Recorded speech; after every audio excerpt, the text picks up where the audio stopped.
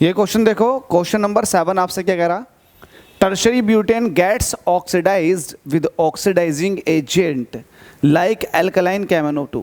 आपको पता है एल्कलाइन KMnO2 ये एक ऑक्सीडाइजिंग एजेंट है। क्या है ये? Oxidising agent.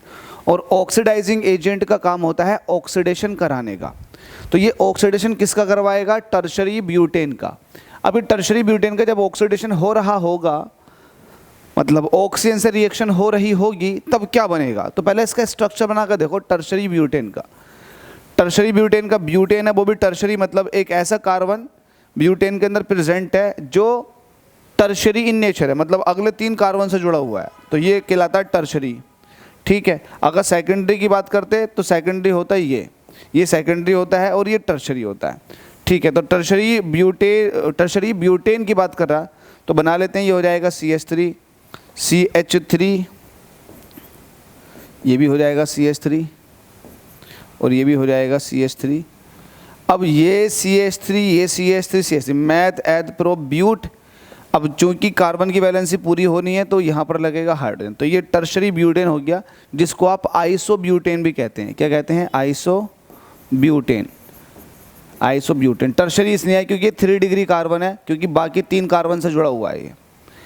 अब आप क्या कर रहे हो? इसका ऑक्सीडेशन कर रहे हो, तो ऑक्सीडेशन करवाने वाला कौन है? Alkaline KMnO2। तो यहाँ पर आप लिख सकते हैं एल्कलाइन KMnO2, ये हो गया एल्कलाइन KMnO2। बनेगा क्या? आप देखेंगे ये सब कुछ ऐसे रहेगा, ऑक्सीजन डायरेक्ट जाकर चिपक जाएगी इसके साथ, तो सब कुछ ऐसे रहेगा जैसा था, सब कुछ वैसे ही रहेगा जैसे था, और यहाँ पर ऑक्सीजन चिपक जाएगी, तो ये बन जाएगा tertiary butyl alcohol.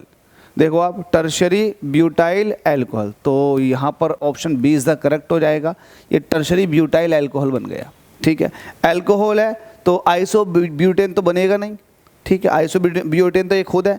Secondary propyl alcohol तो बनेगा नहीं, क्योंकि एक ऐसा कार्बन है जो अगले 3 कार्बन से जुड़ा हुआ, तो टर्शरी हो जाएगा, तो ये तो खत्म।